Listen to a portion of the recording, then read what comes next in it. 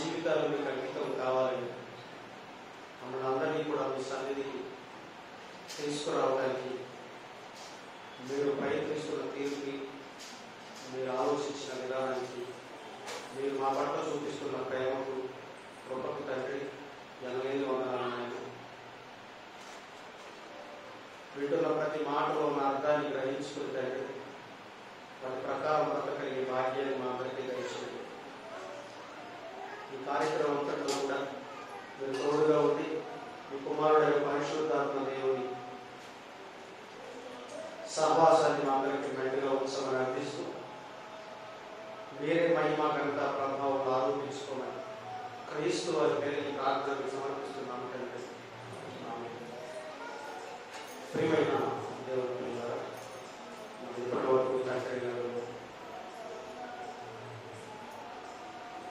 తన మనసులో నిగూఢమైన ఎన్నో విలువైన మాటలు అందించగలిగారు. మీరందరూ కూడా జాగ్రత్తగా మరికొన్ని అమూల్యమైన మాటలు ఇవ్వవలసిందిగా నేను అందరినీ కూడా గమనించుకుంటున్నాను. నిజంగా గత ఒక 8-9 నెలల నుంచి ఎప్పుడూ వినటువంటి వార్తలు, భయంకరమైన పరిణామాలు మన మధ్యలో జరుగుతూ ఉన్నాయి. ఈ వ్యవధిలో, ఈ కాలంలో మృత్యుఘోష, మరణ మృదంగం, మరి ఇటువంటి మాటలు విన్నట్టున్నట్టుగా మన కళ్ళ ముందు ఎన్నో మరణాలు, అకాల మరణాలు కూడా సంభవిస్తున్నట్టుగా మనం చూస్తున్నాం. మన మిత్రులు మరి తండ్రి గారు చెబుతున్న మాటల్లో కూడా ఎక్కడ చూసినా మరణాలు మనకి తారసిస్తున్నాయి, కనబడుతున్నాయి. అయినా ఈ సమాజంలో ఎప్పుడు కూడా కళ్ళ ముందు ఎన్ని ప్రమాదాలు జరిగినా, ఎన్ని మరణాలు సంభవిస్తున్నా, ఎంత భయంకరమైన పరిణామాలు మన ముందు కనబడుతున్నా, మనుషులు మాత్రం ఆలోచనలోకి దేవుడు మాత్రం రావడం లేదు. మరి నిన్నగా మొన్న మా ఇంట్లో కూడా ఒక మరణం సంభవించింది. నా తమ్ముడు భార్య, వయసు 29 సంవత్సరాలు, కరోనాతో మరణించడం జరిగింది. ఇవన్నీ మన కళ్ళ ముందు ఎందుకు జరుగుతున్నాయి? ఎందుకు ఈ వార్తలు మనకి వినబడుతున్నాయి? ఆలోచించండి. ఇది మరణం జరగగానే మన వాళ్ళకు కొంతమందికి మరి ఇంటికి తీసుకురాకూడదు, ఖచ్చితంగా మీరు అందరూ కూడా వాళ్ళ ప్రాంతానికి రండి, ఇంప్లిమెంట్ చేసుకోండి అని చెప్పవచ్చు. కారణం ఏదో చివరి చూపు చూద్దామను, లేకపోతే లోక ప్రకారమైన ఆలోచనలతో మాత్రం నేను పిలవలేదు, అందరికి ఇంప్లిమెంట్ చేయలేదు. పిలవటానికి గల కారణం ఉంది, రమ్మంటానికి గల కారణం ఉంది. గత మీరు గమనించినట్లయితే 2-3 వారాల నుంచి ఈ మరణం మీద పాఠాలు చెప్పడం జరుగుతాం. ఈ వారం కూడా ఈ మరణం వెనక దాగి ఉన్న ఆ రహస్యాలను, ఈ మరణం మనిషికి సంప్రాప్తించడంలో, ఈ పరిస్థితులు మన మధ్యలో కనబడటంలో మనం ఆలోచించవలసిన తీరేటో విశ్లేషణతో కూడా ఈ సమయంలో మనం అందరూ కూడా విశ్లేషణ. పిల్లరా, నిజంగా ఈ సమాజం నానాటికి ఎలా మారిపోతుంది, ఎంత భయంకరమైన పరిస్థితికి వెళ్ళిపోతుంది అని ఆలోచన చేసినప్పుడు చాలా క్రూరంగా, చాలా దారుణంగా ఈ సమాజం మారిపోతా ఉందని మన కళ్ళ ముందు జరుగుతున్న పరిణామాలు చూస్తే మనకు అర్థమవుతుంది. ఈ రోజున మనతో పాటు ఈ సృష్టిలో సుమారు 84 లక్షల జీవరాశులు బ్రతుకుతున్నాయి. బాగా వినాలి. కానీ 84 లక్షల జీవరాశులకు పట్టని గతి, ఉత్తమమైన శ్రేష్టమైన జీవితాన్ని ఆపాదించుకున్న మనుషుల్లో ఎందుకు ఈ మృత్యుఘోష కనబడుతుంది? లేకపోతే ఈ కరోనా అంటాం కాసేపు, ఈ వైరస్ గురించి మాట్లాడు. ఆవుని కానీ, ఏ గేదెని కానీ, ఏ కుక్కని కానీ, ఏ కోడిని కానీ తాకని కరోనా మనుషులే ఎందుకు తాకుతారు, మనుషుల భరతమే ఎందుకు పడుతుందని ఏ ఒక్కరైనా ఆలోచిస్తున్నారు చెప్పండి? లేదండి. కళ్ళ ముందు ఎన్నో కరోనా మరణాలు సంభవిస్తున్నాయి. కళ్ళ ముందు ఎన్నో ప్రమాదాల్లో మనుషులు చచ్చిపోతా ఉన్నారు. మన కళ్ళ ముందు మన కుటుంబ సభ్యుల్లో కానీ, మన సమాజంలో కానీ, మన సంఘంలో కానీ ఎవరో ఒకరు చావులు మనం చూస్తున్నాం, మనం వింటున్నాం. అవునా? వింటున్నాం. విన్నప్పుడు కానీ, చూసినప్పుడు కానీ, లేకపోతే ఇటువంటి పరిణామాలు జరిగినప్పుడు ఏంటి నా పరిస్థితి, ఏంటి దీని వెనకాల ఉన్న రహస్యం, ఏంటి దేవుడు నేర్పుతున్న పాఠం అని ఎవ్వరు ఆలోచించుకోలేదు. ప్రేమ దేవుని పిల్లలు ఆలోచించారు. ఇకపోతే ఒక చావు సంభవించగానే, ఒక మరణం జరగగానే, మరణం జరిగిన తర్వాత జరిగే తంతు గురించి లేకపోతే పరిణామాల గురించి సమాజం ఆలోచిస్తుంది. కానీ మరణం అయిపోయిన తర్వాత ఆ వ్యక్తి గురించి ఆలోచించడానికి ముందుకు పెడుతుంది. లేకపోతే ఒక ఆచారబద్ధమైన, ఒక మనుషులు కల్పించిన పద్ధతుల ప్రకారం మనుషులు ఆలోచిస్తున్నారు. కానీ దేవుని వాక్యాన్ని ఆలోచించి విశ్లేషించేవాడు లేదు. ఒకవేళ సమాజం ఆలోచించే తీరులో మనం ఆలోచించకపోయినా అందులో వాస్తవాలు మనం తెలియపరుస్తున్నా, వాస్తవాన్ని గ్రహించుకునే పరిస్థితిలో ఈ సమాజం లేదు. కడకు క్రైస్తవ సమాజం కూడా సత్యాన్ని సమాధి చేసే పరిస్థితి వచ్చేసింది. నిజమండి. వాస్తవాలకు ఎవరికి అర్థమవుతాయి చెప్పండి? ఎవరు చెప్తే వింటారు చెప్పండి? క్రైస్తవ్యంలో కానీ, హైందవ్యంలో కానీ, లేకపోతే ఇంకొక ఇతర విశ్వాసంలో కానీ ఈరోజు జరుగుతున్న చావు తర్వాత జరుగుతున్న తంతులు, పరిణామాలు, ఒక మనిషి గురించి ఆలోచించే విధానాలు, దేవుడు గురించి ఆలోచించే తీరులు పద్ధతుల ప్రకారం ఉన్నాయా, ఆచారాల ప్రకారం ఉన్నాయా, వాక్యానుసారంగా ఉన్నాయని మీరు ఆలోచన చేస్తే, గుండె మీద చేయి వేసుకుంటే అందరూ కూడా ఏమండి మనుషులు కల్పించిన పద్ధతుల్లోనే ముందుకు వెళ్ళిపోతా ఉన్నారు. అందుకే యేసుక్రీస్తు ఒక మాట చెప్పాడు మహానుభావుడు. ఎవరో తెలుసండి? మీరు నా పట్ల చూపించే భయభక్తులు, మీరు నాలో ఉండి కూడా నడిచే విధానం మనుషులు కల్పించిన పద్ధతుల్లోనే మీరు నడుస్తున్నారు. కానీ మనుషులు చేపట్టిన ఆచారాలను మీరు ముందుకు వెళ్ళిపోతున్నారు. కానీ వాటిని కైకొనడానికి అవసరమైతే దేవుని వాక్యాన్ని కూడా బొత్తిగా నిరాకరిస్తున్నారన్న మాట సాక్షాత్తు యేసు నోట వినబడటం, ఆ మాట బైబిల్ గ్రంథంలో నిక్షిప్తం చేయడం, ఎన్నో సందర్భాల్లో కూడా ఈ మాటను మనం చదువుకోవడం జరిగింది. తెలుసు కదన్న మాట? తెలుసు.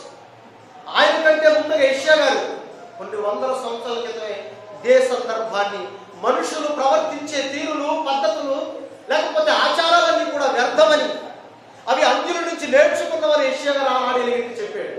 అదే మాట యేసుక్రీస్తు వారు గుర్తు చేశారు. కానీ వింటుందా ఈ సమాజం? రాను ఈ సమాజం ఏ రకంగా మారిపోయిందంటే, వాస్తవాలను పక్కన పెట్టింది, నిజాలను పక్కన పెట్టింది, అబద్ధాలనే నిజం అనుకుని, అదే వాస్తవం అనుకుని వాళ్ళు చేస్తున్నారు కదా, నేను కూడా అదే పద్ధతిలో వెళ్ళిపోవాలని సమాజం అంతా ముందుకు వెళ్ళిపోతుందే. కానీ నిజమైన పద్ధతిని, నిజమైన వరవడిని ఆలోచించే పరిస్థితి సమాజంలో కానీ, క్రైస్తవ సమాజంలో కనబడుతుంది. ఆనాడు యేసుక్రీస్తు వారు కూడా సమాజంలో బోధిస్తూ ఉంటే, మీరు పఠించే పద్ధతులు కానీ, లేకపోతే మీరు ఆలోచించే తీరులు కానీ ఏ విధంగా మారిపోయి, ఏ రకంగా మారిపోయి అని సమాజం యేసుక్రీస్తు విశ్లేషిస్తుంటే, యేసుక్రీస్తుని ఏమన్నారో తెలుసండి? మార్కు సువార్త 1వ అధ్యాయం 27వ వచనం ఒకసారి ఆలోచించండి. మార్కు సువార్త 1వ అధ్యాయం 27వ వచనంలో నిజంగా ఏమని మాట్లాడుతున్నాడో మహానుభావుడు నోట ఇటువంటి మాటలు వస్తున్నాయి. ఒకసారి మీరు ఆలోచించండి. అందరూ విస్మయం ఉందండి. ఎందుకు ఆశ్చర్యపోయారు? యేసుక్రీస్తు వారి మాటకు ఆశ్చర్యపోతున్నారట. ఎందుకు ఆశ్చర్యం? అప్పటికే శాస్త్రులు ఉన్నారు, పరిసయ్యులు ఉన్నారు, ధర్మశాస్త్ర పండితులు ఉన్నారు. ఈనాటికి అట్లాంటి పండితులు ఈ సమాజంలో ఎంతో మంది ఉన్నారు. బాగా వినాలి, బాగా ఆలోచించాలి. మీరు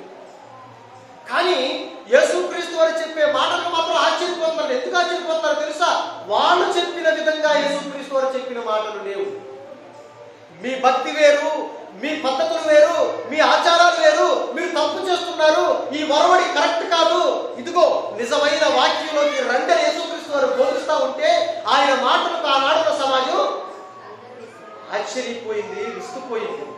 ఈనాడు కూడా అదే పరిస్థితి జరుగుతూ ఉందండి. నిజాలు సమాజానికి ఎలుగెత్తి చెబుతుంటే, వాస్తవాలు తెలియపరుస్తుంటే ఈ రోజున గ్రహించుకునే వాళ్ళు ఎంతమంది చెప్పండి? కూర్చున్న మనమైనా గ్రహిస్తున్నామా? ఆ మాట ప్రకారం బ్రతకడానికి ఇష్టపడుతున్నామా? లేకపోతే ఈ సమాజంతో రాజీ పడిపోయి మనం కూడా ఆచారాలు పద్ధతుల్లో వెళ్ళిపోతున్నామా? ఒక్కసారి గుండెలు చేసుకుని ఆలోచించండి. ఆయన మాటలకు ఆశ్చర్యపోయి విస్తుపోయి ఏమంటున్నారు? అందరూ విస్మయం ఉంది. ఇదేమిటో ఏమండి? ఏంటి? యేసుక్రీస్తు వారి మాట కొత్త బోధది. ఈరోజు కూడా నిజంగా Bible open university India international ద్వారా ప్రకటింపబడుతున్న బోధను చూసి ఇదేమిటో కొత్త బోధ. మనం ఏ ప్రసంగం చేసినా చచ్చిపోతే ఏడవద్దని చెప్తాం. ఒక మనిషి గురించి ఆలోచించేది చచ్చిపోయిన తర్వాత కాదు, చనిపోక ముందే ఆలోచించాలని చెబుతున్నాం. చనిపోయిన తర్వాత ఎవరి మీరు చేసే తతంకులు కానీ తంతులు కానీ అవన్నీ కూడా అనవసరం. బ్రతికుండగానే ఒక మనిషి గురించి మనం ఆలోచించాలి, బ్రతికుండగానే ఒక మనిషి గురించి ఏడవాలని మనం ఎలుగెత్తి చెబుతుంటే ఎంత ఎంత ఎంతగా ఇదేదో కొత్త బోధగా ఈరోజు సమాజం చూస్తూ ఉందండి. ఎన్ని రెఫరెన్సెస్ చూపించిన, ఎన్ని ఆధారాలు చూపించిన, ఆనాటి నుంచి ఈనాటి వరకు కూడా వాస్తవానికి పట్టే గద్దెదేనండి. ప్రియమైన దేవుని పిల్లలు ఆలోచించండి, వాస్తవానికి పట్టే గద్దెదే. కానీ అన్యులట్లాగా ఆలోచిస్తున్నారు. ఈ రోజున క్రైస్తవ్యాన్ని స్వీకరించి దేవుణ్ణి నమ్ముకుంటున్నామని చెప్పుకుంటున్న వాళ్ళు కూడా తమ పాత స్వభావాన్ని వదులుకుంటున్నారా చెప్పండి? తమ ప్రాచీన పద్ధతులు వదిలిపెడుతున్నారా చెప్పండి? ఎవరు వదిలిపెడుతున్నారని? ఎవరు బ్రతుకు వాళ్ళది కదా. దేవుడి నమ్మకం ముందు మన జీవితాలు ఏ విధంగా ఉన్నాయి, దేవుడు నమ్మిన తర్వాత మన జీవితాలు ఏ విధంగా ఒక్కసారి బేరీజు వేసుకోండి. మీరు అందరూ కూడా ఆలోచించండి. దేవుణ్ణి నమ్మకం ముందు మన జీవితాలు ఏ విధంగా ఉన్నాయి, ఇటువంటి పద్ధతుల్లో వెళ్ళాం, ఇటువంటి ఆచారాల్లోకి వెళ్ళాం. దేవుణ్ణి నమ్మిన తర్వాత మనం ఉద్ధరించింది ఏంటి, మనం ఎరగదీసింది ఏంటి ఒక్కసారి మీరు ఆలోచించండి. మనం ఇక్కడ కూర్చున్న మనం ఆలోచిద్దాం. ఈ మాటలు వింటున్నా లేకపోతే ఎవరైనా ఆలోచించాలి. ఎవరు ఆలోచిస్తున్నారు? ఏమండి, దేవుడి నమ్మకం ముందు ఎట్లా ఉన్నాము, దేవుడిని నమ్మిన తర్వాత కూడా, బాప్తిస్మం తీసుకున్న తర్వాత కూడా అదే విధంగా ఉన్నాయి. కాదంటారా చెప్పండి? కాదనేవాడు ఎవరిని చేతులెత్తండి. అంత ధైర్యం ఎవరికి తెలియదు. మరి ఈరోజు మరవడుతున్న మరణం మనకి, ఆ మరణం పలకరిస్తే, మనమే ఆ పెట్టులో పుడుకున్న వ్యక్తి స్థానంలో మనమే ఉంటే మన పరిస్థితి ఏంటి ఆలోచించావా? ఆ భయంకరమైన కరోనా మనల్ని తాకితే, ఏదైనా ప్రమాదంలో మనమే చస్తే, ఈ మరణం మనమే పలకరిస్తే మన పరిస్థితి ఏమిటి? మనం ఏం సాధించాం? ఒకసారి ఆలోచించండి ప్రియమైన దేవుని పిల్లల. కాదు, ఆ ప్రాచీన స్వభావాన్ని వదిలిపెట్టాలి. అందుకే అపోస్తలుడైన పౌలు గారు ఎఫెసీ సంఘానికి రాస్తున్న పత్రిక 4వ అధ్యాయంలో ఒక అద్భుతమైన మాట చెప్పడం జరిగింది. ఒకసారి మీరు ఆలోచించండి పిల్లల. ఎఫెసీయులకు రాసిన పత్రిక 4వ అధ్యాయము 22, 23, 24 వచనాల్లో ఒక్కసారి మీరు అందులో ఉన్న పరమ జ్ఞానాన్ని ఆలోచిస్తే ఒక అద్భుతమైన సందర్భం మనకు కానొస్తుంది. చూడండి. కావున మునుపటి ప్రవర్తన విషయంలోనైతే మోసకరమైన దురాశల వలన ఏంటి ఈ లోకమైన వ్యర్థమైన ఆలోచనలతో, మోసకరమైన ఆలోచనలతో, ఈ దురాశలతో మనం బ్రతుకును వెళ్ళబుచ్చుతున్నాం కాదా చెప్పండి? ఈ జాతిని పొట్టను నింపుకోవడం కోసం, మన కుటుంబాల కోసం ఆలోచించడం కోసం, మనం బ్రతకడం కోసం ఎన్ని వెరితలు వేస్తున్నాం, ఎన్ని ఆలోచనలు చేస్తున్నాం. కానీ బ్రతికిచ్చిన దేవుడి గురించి, ఈ బ్రతుకు ఎందుకు వచ్చిందో, ఈ మరణాలు ఎందుకు సంభవిస్తున్నాయో, వీటి కారణం ఏంటని ఎప్పుడైనా ఆలోచించగలిగామా? బ్రతుకునిచ్చిన దేవుడి కోసం మనం ఎంత సమయాన్ని ఇవ్వగలుగుతున్నాం ఒక్కసారి మీరు ఆలోచించండి. ప్రాచీన స్వభావంలో కూడా అలాగే ఉన్నావు కాదా? నువ్వు ప్రాచీన స్వభావంలో కూడా ఇటువంటి పద్ధతులే మీరు పాటించారు కాదా? నేను మరో జరిగిపోతానండి.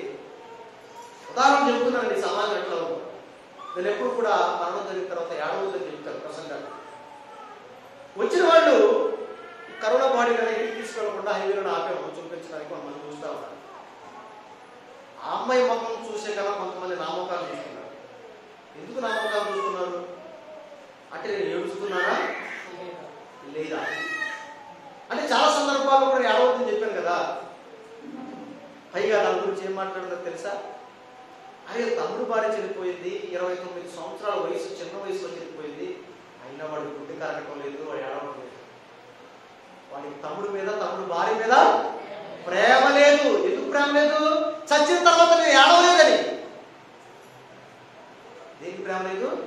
చచ్చిన తర్వాత నేను ఏడవలేదు. అది లోక ఆచారం, లోక పద్ధతి.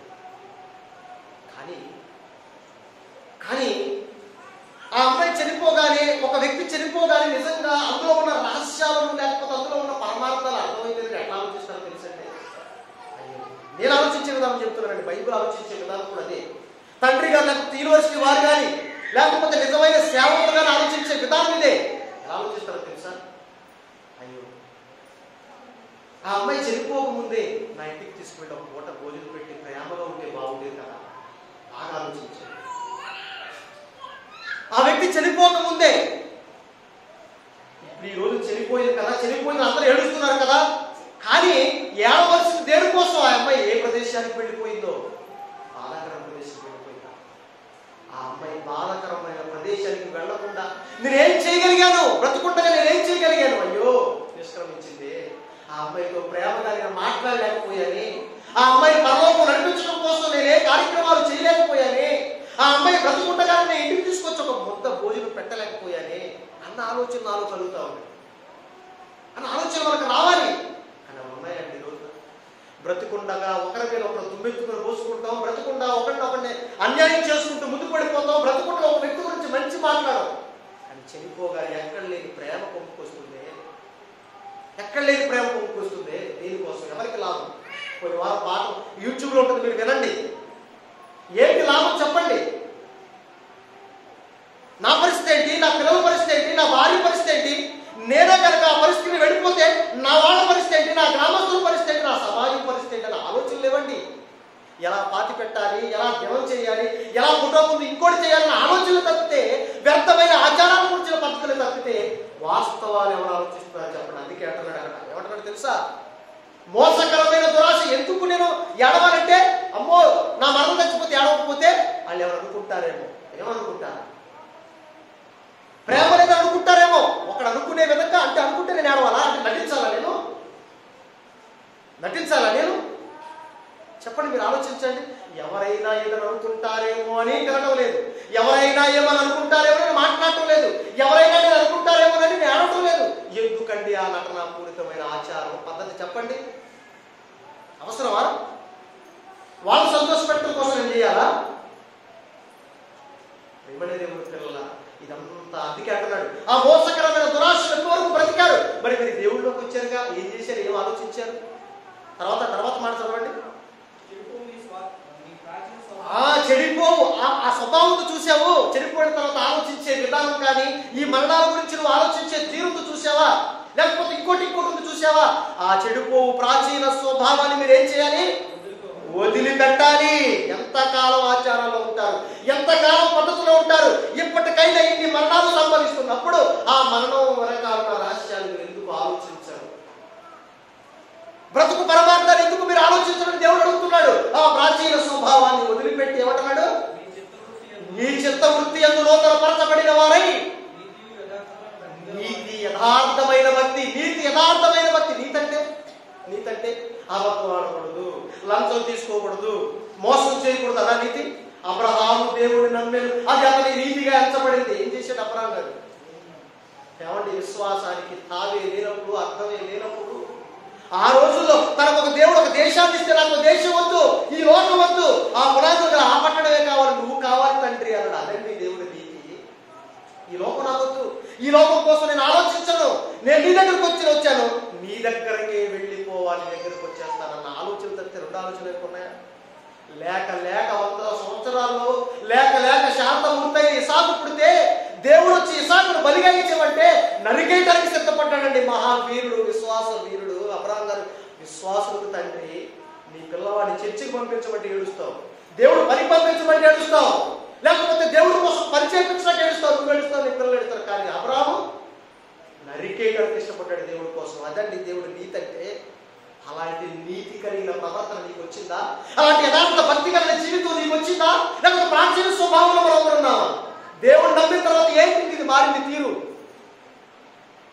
పైకి క్రైస్తవులని చెప్పుకుంటున్నాం, పైకి ఏమండి విలువైన మాటలు పట్టుకున్నా దేవుడు జనాంగమని చెప్పుకుంటున్నాం. జీవించుచున్నామన్న పేరు మాత్రమే మనకున్నది, కానీ మృతులు అన్న మాట చదువుకున్నాం. మృతులు అన్న మాట మనం బైబిల్ గ్రంథంలో చదువుకున్నాం. ప్రియమైన దేవుడు అందుకే ఎవరంటే దేవుడు చేశారు, దేవుడు ఆ ప్రాచీన స్వభావాన్ని వదిలిపెట్టండి, నూతన స్వభావాన్ని మీరు ధరించుకోండి. ఏంటి నూతన స్వభావం? లోకం ఆలోచించినట్టుగా మీరు ఆలోచించడం. ఇప్పటి వరకు పాత వరకు మీరు ఆలోచించిన విధానాలు మీరు ఉండడానికి వీల్లేదు. నిజాల్లోకి రావాలి, వాస్తవాల్లోకి రావాలి. ఏంటి ప్రభు వాస్తవాలు? ఈ మరణంలో ఉన్న వాస్తవాలు ఏంటి? మేమేం ఆలోచించాలన్నప్పుడు బైబిల్ గ్రంథంలో అన్ని వ్రాయం చేసినండి, మహాజ్ఞాన గ్రంథంలో. కానీ మనం ఏం చేస్తాం తెలుసా? వింటాము, చదువుతాము, విడిచిపెట్టేస్తాము. అసలు పట్టించుకోవడం ఇంకొంతమంది అయితే ఈ రోజు మనం విని లేకపోతే మనం ఏం చేయగలుగుతున్నాం ఒకసారి ఆలోచించండి. చూస్తారా? ఒక 3 అద్భుతమైన సందర్భాలను చూపించి ముగిస్తాను. ప్రియమైన దేవుని పిల్లలను మీరు ఇష్టపోతారు. ఆలోచించండి. ప్రసంగి గ్రంథం 7వ అధ్యాయం 2వ వచనంలో ఎప్పుడు చదువుకునే మాట నిజంగా ఏమని మాట్లాడుతున్నారో మీరు ఆలోచన చేయండి. ప్రియమైన దేవుని పిల్లలారా, ప్రసంగి గ్రంథము 7వ అధ్యాయము 2వ వచనంలో ప్రసంగి గారి ద్వారా ఎటువంటి మాటలు పలికిస్తున్నాడో ఒక్కసారి మీరు ఆలోచించండి. ప్రసంగి గ్రంథం 7వ అధ్యాయం 2వ వచనం, విందు జరుగుతున్న ఇంటికి పోవుట కంటే ప్రలాపించుచున్న ఇంటికి పోవటం మేలు. అందుకే పిలిచారండి. ఎందుకు పిలిచారో తెలుసండి? చూడటానికి రండి, వీలైనంత మటుకు ఎవరు వస్తారో రండి చూడటానికి రండి. అన్ని జాగ్రత్తలు తీసుకొస్తున్న బాడీ, మీకేం భయం లేదు. చూడటానికి రండి, చూడటానికి రండి. ఎందుకు చూడటానికి రావాలంటే సంతోషం, పెళ్లికి లేకపోతే ఇంకో సంతోషమైన కార్యక్రమానికి మీరు వెళ్ళకపోయినా పర్లేదు. కానీ ఎక్కడికి రావాలి? ఎక్కడికి రావాలి? అమ్మో చనిపోయిందని గుండెల బాధ ఏడుస్తున్నారే, లేకపోతే ఒక వ్యక్తికి ఏదో బాధ కలిగిందని మీరు గుండెల బాధ ఏడుస్తున్నారే, అక్కడికి మాత్రం తప్పకుండా మీరు రావాలి. ఎందుకంటే 3వ వచనం చదవండి, ఇచ్చినట్టండి 3వ వచనం చదవండి. ఎందుకు రావాలని చెప్తున్నారు చూడండి. నవ్వుట కంటే దుఃఖపడుట మేలు. ఏమంటే బాగా వినండి. లోకం ఏం చెప్పుతో తెలుసా? వారు ఎప్పుడు ఏడుస్తారంటారా? నవరా చెప్పుతుంది లోకం. నవ్వుతూ బ్రతకాలిరా అని లోకం మాట్లాడుతున్నాడు. దేవుడు ఏం మాట్లాడుతున్నాడు? దేవుడు ఏం మాట్లాడుతున్నాడు? నవ్వు వారి కంటే దుఃఖపడటం మీద. ఏంటండి ఈ జ్ఞానం? అంటే మనం కూడా క్రైస్తవుడు ఎప్పుడు నవ్వడానికి ప్రయత్నిస్తాం, సంతోషకరమైన ప్రదేశాలకు వెళ్ళడానికి ఇష్టపడతాం. కానీ దుఃఖపడే ఇంటికి వెళ్తాం మనం? వెళ్తామా? ఇష్టపడతామా? ప్రదేశాలకు వెళ్తానికి ఇష్టపడతామా? వెళ్ళాం. కీడు కీడు కీడు. ఒక మనిషి చచ్చిపోతే అంతకంటే కీడు ఇంకేం కావాలి? మామూలుగా ఆలోచనతో లోపడగా ఇంకేం కీడు రావాలి?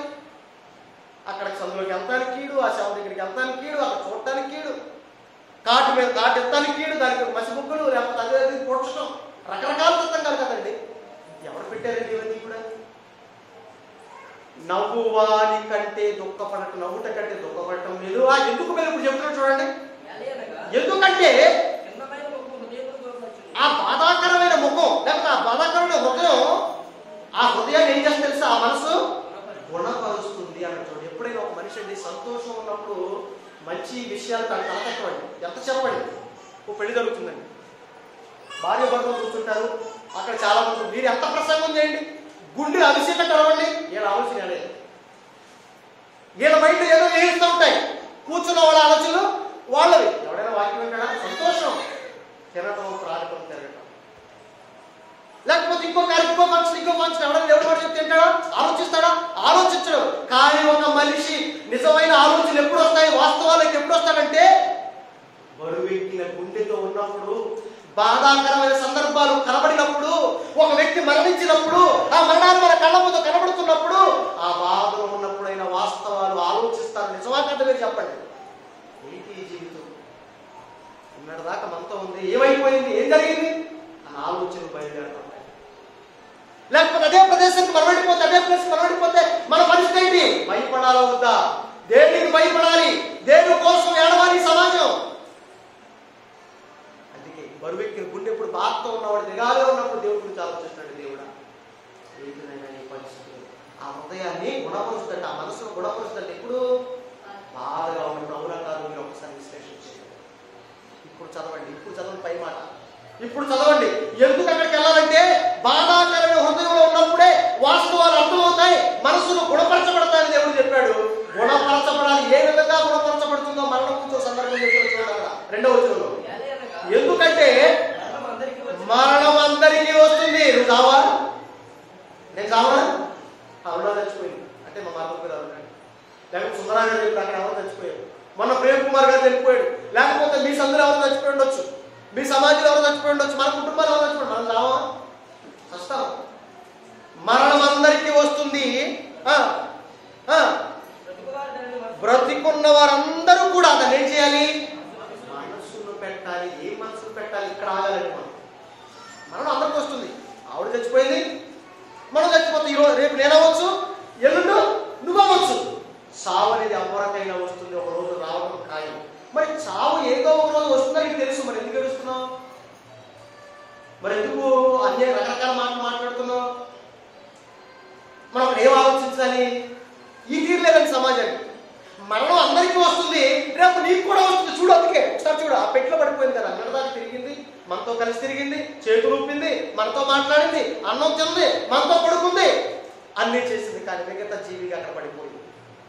ఏమి సాధించింది?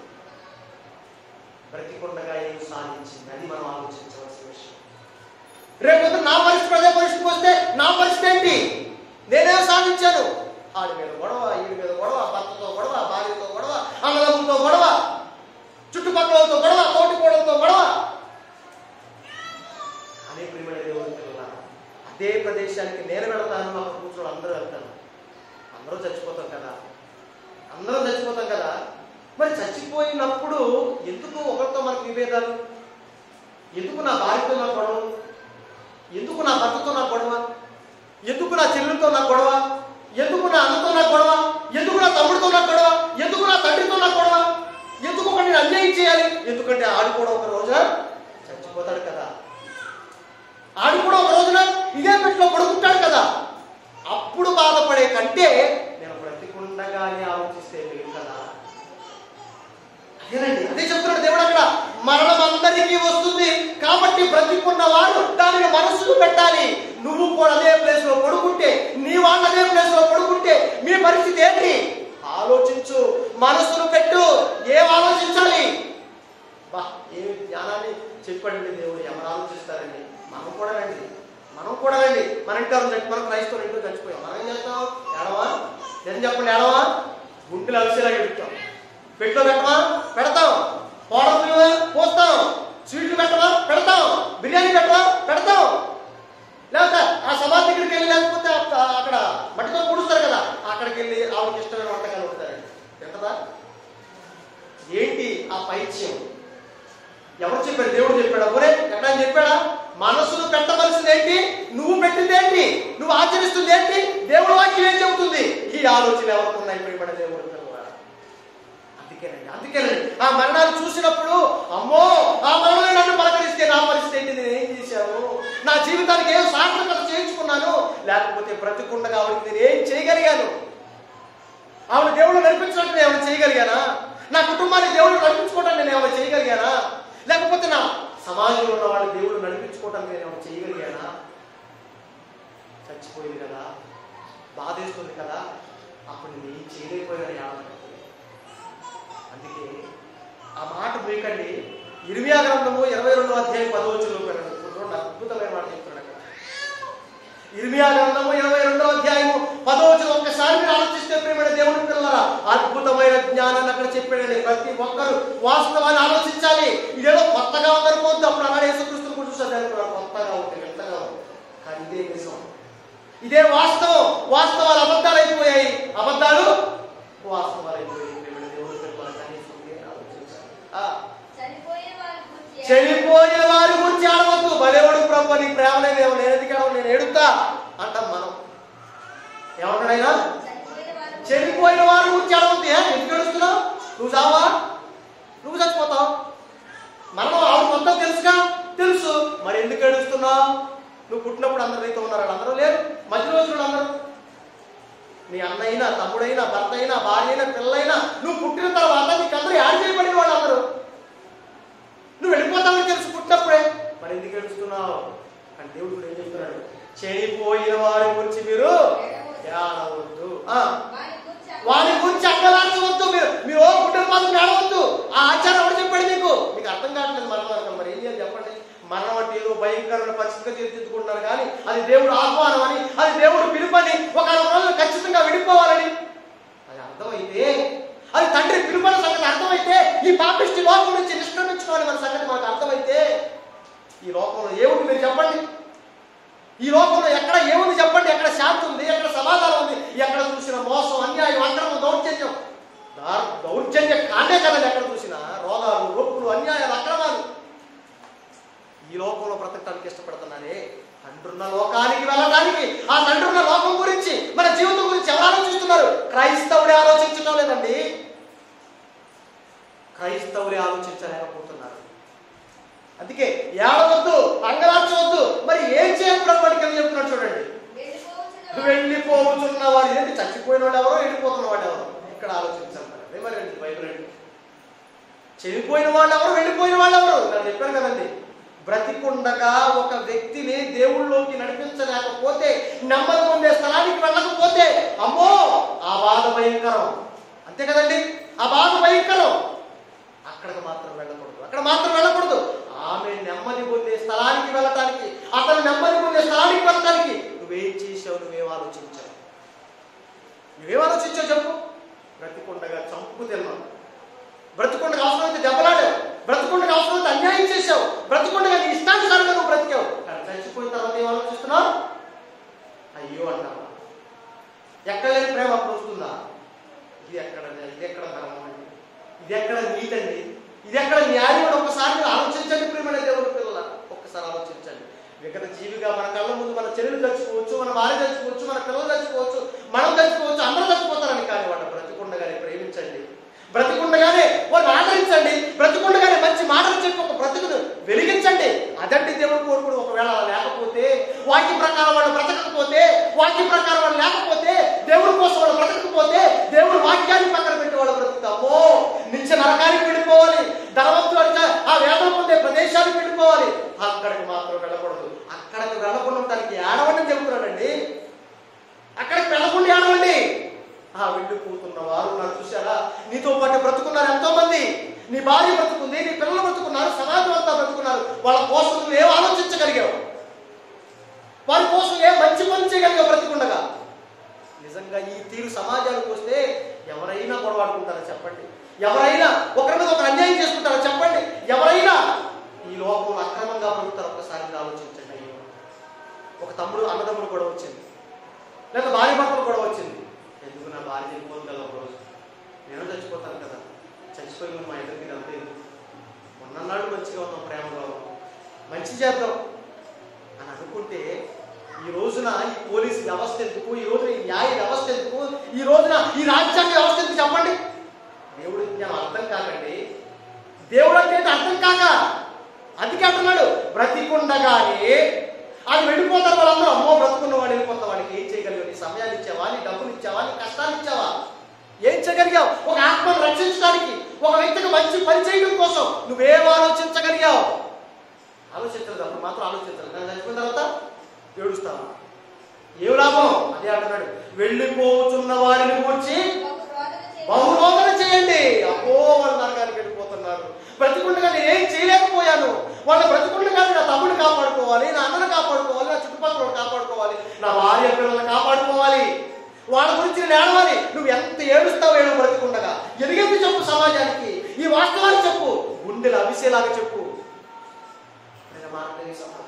అప్పుడైనా వాస్తవాలు అర్థమవుతాయి ఈ సమాజానికి, అప్పుడైనా నిజం గ్రహించి ఈ సమాజం సత్య మార్గంలో ఉంటుందేమో, అప్పుడైనా దేవుడు అర్థమవుతాడేమో. నీ కష్టాన్ని, నీ డబ్బులు, నీ ధనాన్ని, నీ దేహాన్ని ఇచ్చేయి, నీ దేహాన్ని ఇచ్చేయి. ఎలాగో ఈ జీవితంలో కష్టం రాగా మానదండి, మానదండి. అదేనండి మా మానవ జీవితంలో. నా మమ్మీ వారి వెళ్ళిపోయినప్పుడు ఎక్కువ మా ఇంట్లో ఉండేది కదా అమ్మాయి, అక్కడ ఏముండేదండి ఎక్కువ అమ్మాయి. ఎందుకంటే ఆ అమ్మాయికి ఫస్ట్ నుంచి పుట్టుతో ఏమీ లేదు. ఆ అమ్మాయి చాలా అనారోగ్య సమస్యలతో బాధపడింది. ఆ అమ్మాయిని మా తమ్ముడు పెళ్లి చేసుకోగలిగారు. ఫస్ట్ అందరం కౌన్సిలింగ్ ఇచ్చాం, అయినా ఇష్టపడ్డా చేసుకున్నారు. లవ్ మ్యారేజ్ మా తమ్ముడు. ఆ అమ్మాయి మా ఇంట్లో అడుగు పెట్టగానే, అమ్మ నువ్వు క్రైస్తవురాలు, నేను క్రైస్తవుడు, నా కుటుంబాన్ని ఎలాగైనా మన ఇద్దరు రక్షించుకోవాలమ్మా అన్న మాటలు చెప్పినప్పుడు ఆవిడ వాక్యాన్ని చెప్పి బుక్స్ ఇచ్చి, అమ్మా నువ్వు వాక్యం మానవద్దు, ఇదిగో యూట్యూబ్ ఛానల్ ప్రారంభించావు, యూట్యూబ్ వాక్యం వెళ్ళినమ్మా, దేవుడు దగ్గర ఉంటామా ఎక్కడ ఉన్నా పర్లేదని ఎన్ని మాటలు చెప్పినా ఆవిడ మా దగ్గర కన్నా అక్కడే ఎక్కువ ఉండడానికి ఇష్టపడింది. తర్వాత కారణాలు వేరే అవన్నీ కూడా. అమ్మాయి పుట్లో బాగుంటా, పిల్లలు పుట్టకూడదు అన్నారు, ఇంకోటి అక్కడే ఉండేది పాపం, అక్కడే ఎక్కువ అమ్మగారి ఇంట్లో ఉండేది, అక్కడే కరోనా వచ్చింది, అక్కడే చనిపోయింది. చెప్తున్నానండి. ఇప్పుడు అనిపిస్తా ఉంది, అంటే ఎంత చేసినా ఏదో బాధ లోపల. బ్రతికుండగానే ఆ అమ్మాయికి నేను ఇంకా ఇంకా ఇంకా ఇంకా చేస్తుంటే, ఆ అమ్మాయి కోసం ఆలోచించుంటే, ఒకవేళ నిజంగా అమ్మాయి మనస్సు బాగుండి దేవుళ్ళు ఉంటే ఓకే, నమ్మకం స్థానానికి వెళ్ళిందో లేదో మనకి దాన్ని జడ్జ్ చేయలేము, దాన్ని జడ్జ్ చేయలేము. ఒకవేళ వెళ్ళకపోతే, అమ్మో నా పిల్లలు అక్కడికి వెళ్ళకపోతే, నా భార్య వెళ్ళకపోతే, మన చుట్టుపక్కల ఉన్నప్పుడు ప్రేమలో ఉంటున్న ఆప్యాయంగా ఉంటుంది, అందరూ మనలోకానికి వెళ్ళకపోతే, పరదేశం వెళ్ళకపోతే, అమ్మో అని ఆడవాలి. అదేంటి మరణం అక్కడ ఉన్నప్పుడు బ్రతికున్న వారందరూ కూడా మనసులో పెట్టాలి. ఏడవలసింది చావు గురించి కాదండి, చస్తే ఆడటం కాదు. అంతకంటే భయంకరం ఏంటో తెలుసా? రెండో మరణం ఉన్నాడే, నరకం పడిపోతే రెండో మరణం, ఆ మరణం గురించి ఆడవండి. బ్రతికుండగానే ఆ మరణం గురించి ఆడవండి దేవుడు చెప్తున్నాడండి. బ్రతికుండగానే ఒక మనిషికి మంచి పనులు చేయడం దేవుడు చెప్తున్నాడండి. ఆ మంచోడో చెడ్డోడో పక్కన పెట్టండి, ఖచ్చితంగా వాడు చచ్చిపోతాడు, మనం చచ్చిపోతాం. అది చచ్చే లోపే మనం అందరం కూడా ఇటువంటి సంస్కరణ చేయాలి. దేవుడి పిల్లల చచ్చిపోతాం, ఏం చేసే ఉపయోగం లేదు. నేను చెప్తున్నాను, గుడి మీద చేస్తూ చెప్తున్నాండి. నేను చస్తే నాకు ఎటువంటి తంతు చేయక్కర్లేదు, నా భార్య చస్తే నాకు ఎటువంటి తంతు చేయక్కర్లేదు, నా పిల్లలు చస్తే ఎటువంటి తంతు చేయక్కర్లేదు. ఈడ్ చేయండి, అవసరం లేదు, చేయకపోయినా పర్లేదు. బ్రతికుండగానే నా భార్య అవసరం ఏమైనా చేయండి మీరు, బ్రతికుండగా నా కోసం ఏమైనా చేయండి మీరు, బ్రతికుండగా నా పిల్లల కోసం ఏమైనా చేయండి. ఎందుకంటే అందరం చచ్చిపోతాం. వద్దండి వద్దండి, కక్షలు వద్దు, పగలొద్దు, అల్లరి వద్దు, అన్యాయం వద్దండి. బ్రతికుండగానే ఒకరినొకరు మిక్కటంగా ప్రేమించుకుందాం, వాక్యంతో ముందుకు వెళదాం, అనేక మందిని వెలిగిద్దాం, అందరినీ రక్షిద్దాం, దేవుడి దగ్గర తీసుకుంటాం. అదే దేవుడు చెప్పేది. చచ్చిపోయిన వారి గురించి ఆడవద్దు, కానీ వెళ్ళిపోతున్న వారి గురించి బాహురోధన చేయండి. ఈ సందర్భంలో పాఠం చూపిస్తారు ప్రియమైన దేవుడి పిల్లలు. యేసుక్రీస్తు ఏం మాట్లాడు చూడండి. లూకాసు వార్త 23వ అధ్యాయము 22వ వచనం ఏమని మాట్లాడుతున్నాడు చూడండి ప్రియులారా, ఏమని మాట్లాడుతున్నాడు చూడండి. ఎంత అద్భుతమైన మాట మాట్లాడుతున్నాడు చూడండి ఒకసారి. లూకాసు వార్త ఏమండి 23వ అధ్యాయము 28వ వచనంలో ఎటువంటి అద్భుతమైన మాట మాట్లాడుతున్నాడో. నిజంగా ఆ మాటలో ఉన్న ఆంతర్యం మనకు అర్థమైతే, ఈ జ్ఞానం అర్థమైతేనండి ఈ లోకం కోసం ఎలా ఆలోచిస్తారు చెప్పండి. ఇంకా ఈ పంకిలమైపోయిన, మలినమైపోయిన, పాప భూయిష్టమైన, అన్యాయమైన ఈ లోకంలో బ్రతకడానికి ఇష్టపడతారండి. దౌర్భాగ్యం అనేది క్రైస్తవులు కూడా అండి, అనిపిస్తుందండి. ఎంత వాక్యం నేర్చుకున్న తర్వాత కూడా ఇంకా బంధాలు, బాంధవ్యాలు, ఇంకా ఈ లోకపరమైన అధికారాలు, లేకపోతే లోకపరమైన కోరికలు ఎప్పుడు మారుతామండి మనం? ఆ ప్రాచీన స్వభావాన్ని ఎప్పుడు వదిలిపెడతామండి? నూతన స్వభావాన్ని ఎప్పుడు ధరించుకుంటామండి? దేవుడు దేవుడు దేవుడు నిత్యం ఆయన కోసం ఎప్పుడు బ్రతుకుతామండి? జీవిత పరమార్థాన్ని ఎప్పుడు తెలుసుకుంటామండి? ఆ మరణ రకాల రహస్యాలు ఎప్పుడు ఛేదిస్తామండి? చెప్పండి చెప్పండి. చనిపోయిన తర్వాత వాడు చేసే వేషాలు అన్నీ కాదండి. ఈరోజు వెళ్ళాను, వాళ్ళకి తెలియదు. నా తమ్ముడు భార్య అక్కడ సమాధి చేయబడితే అక్కడికి ఆ అమ్మాయి అక్కడ ఇష్టమైన వంటని తీసుకెళ్ళి వెళ్తున్నారంట. ఇప్పుడు మా అమ్మ ఇష్టమైన వంట, అమ్మాయికి చికెన్, పెద్దపడాయి చికెన్ అంటే ఇష్టం వంట నన్ను రమ్మన్నారండి.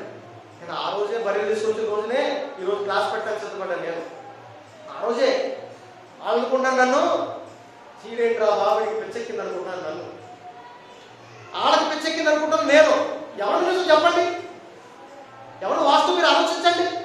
పెద్ద బ్రాయిలర్ మాసం 1/2 కేజీ ఉడికెళ్ళారు, తింటారా ఒక్క ముక్కన్న తింటే వాళ్ళు చెప్పిన మాట వాస్తవం, నేను ఒప్పుకుంటా. తినకపోతే నా మాట అంటారా? ఎన్నో ఆచారమే కావాలి, పద్ధతే కావాలి, ఆ పాస్టర్ చేసిన ప్రార్థనే కావాలి. ఏమంటాడు ప్రార్థన? సమాధి దగ్గరికి వెళ్ళే వాళ్ళు అంటాడండి, దేవా ఈ ఆత్మని నువ్వు చెప్పేవాడికి ఆత్మని మరి దేవుడు. ఎంత దౌర్భాగ్యం అండి, ఎంత ఏమండి నీచ స్థితికి సమాజం, క్రైస్తవ సమాజం దిగజారిపోయింది. ఆలోచించండి. ఆల్రెడీ ఎప్పుడైతే డెత్ జరిగిందో, ఒక శరీరం నుంచి ఆత్మ విడిపోయిందో, అప్పుడే డిసైడ్ అయిపోయింది. అప్పుడే నువ్వు ప్రార్థన చేసేది. నువ్వు ప్రార్థన చేసినా చేయకపోయినా, భోజనాలు పెట్టినా పెట్టకపోయినా, లేకపోతే తప్పు చేసినా చేయకపోయినా, ఆల్రెడీ జరిగిపోవాల్సింది జరిగిపోయింది. ఈడ్చే చాలు, ఈడ్చే తీసుకొని కోతులు వేసి చాలు, అంతవరకే నువ్వు చేయాల్సిన పని. ఇక్కడ ఉంటే కంపు, ఇక్కడ ఉంటే రోగం, అందుకు ఈడ్చేయి, నాచేయి. దాన్ని మహిమ రూపంలో ఒక రోజు నేర్పుతాడు దేవుడు. ఉదాహరణ ఏమంటాడు? యేసు వారు వైపు తిరిగాడట. ఎందుకు వాళ్ళ వైపు తిరిగాడు తెలుసు? గుండె మంది ఏడుస్తున్నాడట. యేసుక్రీస్తు అమ్మో నా యేసు చచ్చిపోతున్నాడు, నా యేసు రక్తం ఆడిపోతుంది, నా యేసుక్రీస్తు రోమన్స్ అందరూ చంపేస్తున్నారు, యూదులు సిలువేం చేస్తారు, అమ్మో నా యేసు చావకుండా గుండె మంది ఏడుస్తున్నారట. వాళ్ళు ప్రభు ఏమన్నా తెలుసా? యెరూషలేము కుమార్తెలారా కోసం ఏడవకండి. మీరు చచ్చిపోతాను ఏడుస్తున్నారు. మీరు ఇదివరకు కింద మీరు ఏంటి? మీరున్నారండి. నన్ను ఎవడో కొడతాడు, లేకపోతే చావు బతుకుతున్నా. ఏడుస్తారా ఎవరా? ఏడుస్తారా? అలాగే వాళ్ళు కూడా అక్కడ ఏడుస్తున్నారు. యెరూషలేము కుమార్తెలు యేసుక్రీస్తు జరుగుతున్న పంతులు అయితే చూసి ఏడుస్తున్నారు. ఎందుకు? చచ్చిపోతారు. యేసుక్రీస్తు ఏమన్నా తెలుసండి? నా కోసం ఏడవకండి, నా కోసం ఏడవలసిన అవసరం లేదు. ఎందుకంటే నా తండ్రి చెప్పిన వాక్యం ప్రకారం నేను బ్రతుకుతున్నాను. ఇదిగో వాక్యం ప్రకారం, ఈ వాక్యంలో ఈ శరీరంతో దేవుడు ఏం చేయమన్నాడు అదే కార్యక్రమం చేస్తున్నాను. ఈ లోకం కోసం నేను ఆలోచించడం లేదు. నా తండ్రి దగ్గరికి వెళ్ళడానికి, నా తండ్రి దగ్గరికి సమాజాన్ని తీసుకువెళ్ళడానికి ఆ హెల్పిసలు నేను కష్టపడ్డాను. నేను దేవుడి కోసం ఆలోచించాను. నా తండ్రికి నేను సమాధానం చెప్పుకోగలను. నా తండ్రి దగ్గర వెళ్ళిపోతున్నాను. మరి నా కోసం ఎందుకు ఏడుస్తున్నారు మీరు? చావండి ఎందుకు భయంకరంగా చూస్తున్నారు? చస్తే ఏం జరుగుతుంది? నా తండ్రి దగ్గరికి నేను వెళ్తాను. దానికోసం మీరు ఎందుకు వెళ్ళాల్సిన అవసరం ఏంటి? ఏడవద్దు. మరి ఎందుకు వెళ్ళాలి? ఎవరి కోసం వెళ్ళాలి? ఇదిగో నీ నిమిత్తం నువ్వు ఉన్నావు చూసావా? నా కోసం ఏడుస్తున్నావు చూసావా? నీ కోసం ఏడు. నువ్వు దేవుడి కోసం ఏం బ్రతికేవలేడు. లేకపోతే నీకు చావు వస్తుంది. నువ్వు చస్తే దేవుడికి ఏం సమాధానం చెప్పాలో లేడు. ఇప్పుడు వరకు నువ్వేం చేసావాడు? లేకపోతే ఆ వేదనకర స్థలంలోకి రాకుండా ఏడు. నీ పిల్లలకు రాకుండా ఏడు. నీ వాళ్ళకి రాకుండా ఏడు. నీ చుట్టుపక్కల అక్కడ రాకుండా ఏడు. నా కోసం ఎందుకు ఏడుస్తున్నాను? నేను మంచి మార్గంలోనే ఉన్నాను. ఏడవలసిన ఎవరి కోసం? ఇప్పుడు నీ కోసం ఏడు. ఫస్ట్ నేను రక్షించుకో, నీ ఆత్మను రక్షించుకో. తర్వాత నీ పిల్లలను రక్షించుకో. బ్రతికుండగా అందుకే అంటాడు, ఇదిగో ఈ చావు చూస్తున్నావే, ఈ పరిణామాలు చూస్తున్నావే, ఈ చూసినప్పుడు నువ్వు మనసును పెట్టవలసిన ఏంటో తెలుసు. అమ్మో నేను చచ్చిపోతాను కాబట్టి నా యేసు మార్గంలో నేను కూడా బ్రతకాలి, నా దేవుడు మార్గంలో నేను బ్రతకాలి, దేవుడు వాక్యానుసారంగా నేను బ్రతకాలి అని మనసును పెట్టి నీ వాళ్ళ కోసం ఏడువు. నీ పిల్లలు ఎక్కడ నరకానికి పోతారో ఏడువు. నీ పిల్లలు ఎక్కడ దేవుడికి దూరంగా వెళ్ళిపోతారో ఏడు. నువ్వెక్కడ దేవుడు దూరంగా వెళ్ళిపోతావని ఏడు అంటాడు దేవుడు. దానికోసం ఏడుస్తావా? బ్రతుకుండగా మన పిల్లలు దేవుడు దూరం అయిపోతారనుకోండి ఏడుస్తావా? బ్రతుకుండగా మనం దేవుడు దూరం ఉన్నాం ఏడుస్తావా? బ్రతుకుండగా సమాజంలో దేవుడి దగ్గర రాకపోతే ఏడుస్తావా? ఏడవ. చచ్చిపోతే మాత్రం అయ్యో చచ్చిపోడండి అప్పుడు ఏడుస్తావు. సమాజం వెళ్తుంది అనుకోండి, మన పక్కన చచ్చిపోయి సమాజం వెళ్తుంది, అయ్యో పాపం అండి. బ్రతుకుండగా పాపనవా? అమ్మో ఈ దేవుడి కోసం బతుకుపోతే నరకానికి వెళ్ళిపోతాను పాపం ఎప్పుడన్నా అనో. ఎందుకంటే అది దేవుడి జ్ఞానం కనుక. ఎంత వడ్డ అయిపోయిందండి సమాజం, ఎంత అన్యాయంలోకి సమాజం వెళ్ళిపోయింది. ఒక్కసారి ఆలోచించాలి. అందుకే యెరూషలేము కుమార్తెలారా నా కోసం ఏడవద్దు. మరి ఎవరి కోసం ఏడవాలి? మీకోసం, మీ పిల్లల కోసం, మీ వాళ్ళ కోసం. ఎక్కడ దేవుడు లేకపోతే, ఎక్కడ వాక్యానుసారమైన జీవితం మీకు లేకపోతే, ఎక్కడ మీరు చావు ఒక రోజు పలకరిస్తే నరకానికి వెళ్ళిపోతారు. జాగ్రత్త. అందుకే బ్రతుకుంటుంది మన సహోదరులు. మనందరం కూడా చచ్చిపోతాం, మనందరం చచ్చిపోతాం. అందుకే మనసు పెట్టమంటున్నాడు. బ్రతుకుంటానండి. మీ భార్య పిల్లలు వెలిగించుకోండి, మీ భర్తను వెలిగించుకోండి, చుట్టుపక్కల సమాజాన్ని వెలిగించండి, సంఘాన్ని వెలిగించండి. ఆడితో నాకు సంబంధం లేదు అనుకుంటాడు. ఓకే, మిమ్మల్ని తోలాడా, లేకపోతే మిమ్మల్ని అన్యాయం చేశాడా, లేకపోతే అక్రమం చేశాడా, ఓకే చేయలేమండి, ఏమైతే అది అనుకోనివ్వండి, ఓన్లీ నో ప్రాబ్లం. కానీ ఒకరోజు చచ్చిపోతాడు. మన కోసం తప్పుగా మాట్లాడిన ఒక అతను రేపు పొద్దు చచ్చిపోతాడండి. అప్పుడు బాధపడే, అయ్యో ప్రశాంత్ లేకపోతే, దావి లేకపోతే, రాజు లేకపోతే, పృథ్వీ లేకపోతే ప్రసాద్, అయ్యో అదే కన్నా బ్రతికుండగా నా తమ్ముడు, నా అన్న, నా రాజుగారు, లేకపోతే మా వాళ్ళు వీళ్ళు ఏమైపోతారో, వాక్యం ప్రకటించకపోతే ఏమైపోతారో, వీళ్ళు చచ్చిపోతారు కదా, చచ్చిపోయి వీళ్ళు అందరినీ ఎదిగించాలి అని ప్రయాసపడు. అది ఏడు వాళ్ళ గురించి ఏం చేస్తావు చెయ్యి. అదండి దేవుడు కోరుకునేది. అదండి మరణం తరఫున ఆలోచించేందుకు యెరూషలేము కుమార్తెలారా నా కోసం ఏడవండి, మీ పిల్లల కోసం, మీకోసం ఏడవండి చెప్పాడు. ఇప్పుడు చదవండి ప్రసంగం బాగా అర్థం చెప్తున్నారు. 7వ అధ్యాయం 2వ వచనం ముగించుకుందాం. చూడండి పిల్లలు ఎంత చక్కగా చెప్తున్నారు చూడండి. ఏమండి? విందు జరుగుతున్న ఇంటికి పోవుట కంటే ప్రలాపించుకున్న ఇంటికి కూడా. అందుకే రమ్మని శవం దగ్గర రండి, చావులు చూడండి, చావులు వినండి. ఎప్పుడైనా మీ బ్రతుకులు మార్చుకోండి. చచ్చిపోతారండి, ఎప్పుడు చస్తావో తెలియదు. ఎందుకండి ఈ వ్యర్థమైన ఆలోచనలు, ఈ వ్యర్థమైన మోసకరమైన దురాశలు వదిలిపెట్టండి. వీటి వల్ల ఉపయోగం లేదండి. వాళ్ళ గ్యారంటీ లేదండి. దేవుడు ఆయుష్ను తగ్గించుకుంటూ వచ్చేస్తున్నాడండి. దావీదు కాలం వచ్చేసరికి 70-80 సంవత్సరాలు ఇచ్చాడు. అంతేనా? 70-80 సంవత్సరాలు ఇచ్చాడు దావీదు కాలం వచ్చేసరికి. కానీ రోజు గ్యారంటీ ఉందండి. ఆ రోజు గ్యారంటీ ఉంది. పాతకాలంలో దేవుడు నా కోసం బ్రతుకుతారని గ్యారంటీ ఇచ్చాడు ఆయుష్కి. కానీ ఈ రోజు గ్యారంటీ ఉందా? ఆవిరి అన్నాడండి. ఆవిరి ఎప్పుడు ఆవిరైపోతామో తెలియదు. ఎందుకండి మంచిగా ఉండండి, మంచిగా ఆలోచించండి, మంచి చేయండి, దేవుడి కోసం బ్రతికి తెచ్చుకోండి. అప్పుడు ఎక్కడికి వెళ్తాం? నమ్మని వదిలేస్తానికి. ఇటువంటి ఆలోచన ఉంటే చావుకి ఎవడో భయపడతాడు, చావు కోసం ఎవడు ఏడవడు, చావు తర్వాత తతంగా ఎవడు చేయడు. ఇవన్నీ కొంతమంది స్వార్థపరులు మనలో ఇంజెక్ట్ చేసినవన్నీ కూడా ఆరాటించినటువంటి వద్దు విడిచిపట్టను. అందుకే అంటున్నాడు దేవుడు ఏం చెప్పాడు తెలుసా? మీ ఆచారాలు పద్ధతులు పక్కన పెట్టి మీ హృదయాన్ని నాకు ఇవ్వండి, దేవుడు ఆజ్ఞను సాత్వికంతో అంగీకరించండి, మీరు వినువారు మాత్రమై ఉండగా దాని ప్రకారం ప్రవర్తించు అని ఉండి ప్రాచీన స్వభావాన్ని విడిచిపెట్టి నూతన స్వభావాన్ని ధరించుకోండి. అందుకే అక్కడ ఏమన్నా ఎందుకంటే చెప్తా మాటలు ఎలాగా మరణం అందరికీ వస్తుంది కనుక బ్రతికున్న మనం అందరం కూడా ఇదిగో మా మరణం చేసుకోండి, లేకపోతే సుందరాలు వెళ్ళిపోయి అందరూ చూస్తున్నారు. మీరు మనసును పెట్టండి, మనసును పెట్టండి, ఆలోచించండి. మన పరిస్థితి కూడా అదే చివరికి, మన గతి కూడా అదే చివరికి, మన వాళ్ళ పరిస్థితి కూడా అదే. కాబట్టి బ్రతికుండగా ఒక వ్యక్తికి చేయండి, బ్రతికుండగా ఒక వ్యక్తి దేవుడు నడిపించడానికి ఎంత కష్టపడతారు, ఎంత ఏడుస్తారు, ఏడవడం. చనిపోయిన తర్వాత ఏమి లాభపడదండి. పోయి వాక్యానికి అది వన్నెద్దు దాన్ని కట్టింది. కాబట్టి ప్రేమనే దేవుడు పిల్లల ఈ మనుషులు ఈ మరణ బోధంగాన్ని వదిలిపెట్టక ఆలోచించక ఎవరి వ్యర్థమైన ఆచారాలు ఆలోచనలు వదిలిపెట్టుకోతున్నారు. ఇప్పటికైనా మనమైన మనసులు పెట్టి వాస్తవాలు తెలుసుకునే వాక్య ప్రకారం అందరూ కూడా బ్రతుకుదాం. ఈ జీవితాన్ని ముగించుకున్న తర్వాత నిత్య దేవుడి సన్నిధికి ఆనందంగా వెళ్ళిపోవాలి. అందరినీ బ్రతికించండి, అందరినీ వెలిగించండి. కళ్ళు మూసుకొని ప్రార్థన చేసుకుంటాం.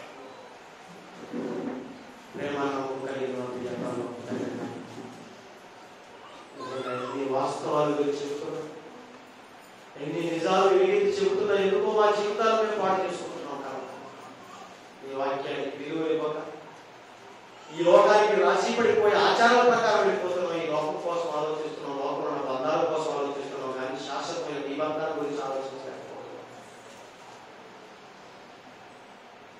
మీ యొక్క నిజాలు గ్రహించలేక విన్నా వాటిని విడిచిపెట్టి లోక ప్రకారంగా వెళ్ళిపోయి మా జీవితాలను పాడు చేసుకుంటున్నాం. ఒక రోజున సడన్గా మరణమే మనం పలకరిస్తే నాయన అమ్మో అది చాలా భయంకరం. కనుకంటే ఆ మరణం మాకు వచ్చే ముందే, ఆ మరణం మమ్మల్ని పలకరించే ముందే మేము మారాలి కనుక నూతన స్వభావాన్ని ధరించుకోవాలి. మహానుభావ నీ వాక్య ప్రకారం మేము బ్రతకాలి, అనేక మందిని వెలిగించాలి, అందరూ కూడా నేను ఇచ్చే సన్నిధికి రావాలి కనుక దానికోసం మీరు పని కల్పిస్తున్నారు, ఆరాటపడుతున్నారు. కానీ మనుషులు పట్టించుకోక ఇష్టానుసారంగా బ్రతుకుతున్నారు కన్న తండ్రి. మీ వేదన మాకు అర్థమైంది, మీ మాటలు చదువుతుంది మీ వేదన, మీ ఆలోచన మాకు అర్థమైంది కన్న తండ్రి. మీ పిల్లలు కూడా మీ వేదన, మీ ఆలోచన అర్థం చేయించడానికి ప్రయత్నపడుతుండగా ఈ ప్రయత్నాన్ని సఫలీకృతం చేయండి.